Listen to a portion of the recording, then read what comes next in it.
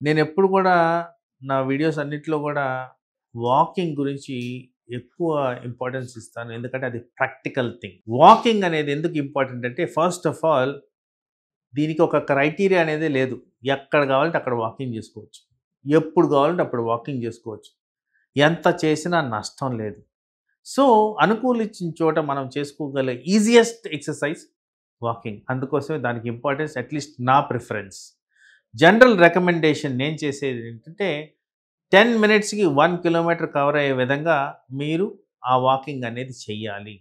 Minimum requirement is 3 kilometres. అంటే 30 నిమిషాలు work out చేస్తే అది లాంగ్ టర్మ్‌గా చాలా బెనిఫిషియల్ ఎఫెక్ట్స్ అనేవి మనకి ఇస్తాయి.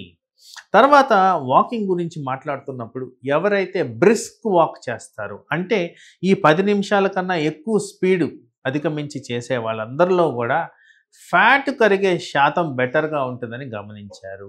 వాకింగ్‌లో చాలా రకాల వాకింగ్ ఉన్నాయి. అంటే బ్యాక్వర్డ్ వాకింగ్ ఉంది, ఇంటర్మిటెంట్ వాకింగ్ ఉంది. ఏది చేసినా గానీ వాకింగ్ వల్ల హెల్త్ బెనిఫిట్స్ మాత్రం చాలా చాలా ఉన్నాయని కూడా శాస్త్రపరంగా రుజువులున్నాయి కాబట్టి వాకింగ్‌కి ఇంపార్టెన్స్ ఇవ్వండి.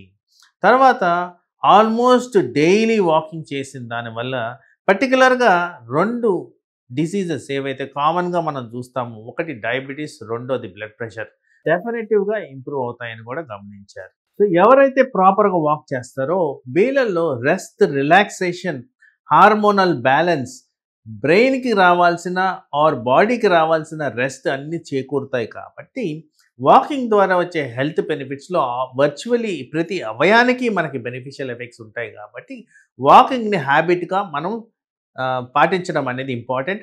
దాని ద్వారా ఎవరికైతే ఎస్టాబ్లిష్డ్ డిసీజెస్ కామన్‌గా మేము చూసేవి ఏవైతే హార్ట్‌కి రిలేటెడ్ ఉంటాయో, ఏవైతే షుగర్‌కి రిలేటెడ్ ఉంటాయో, వివిధ రకాల అవయాలకి సంబంధించి ఉంటాయో, అన్నిటి మీద బెనిఫిషియల్ ఎఫెక్ట్స్ అనేది వాకింగ్ ద్వారా రావచ్చు కాబట్టి, మీరు వాకింగ్‌ని ఒక హ్యాబిట్‌గా మార్చుకోండి. దాన్ని రెగ్యులర్‌గా పాటించండి.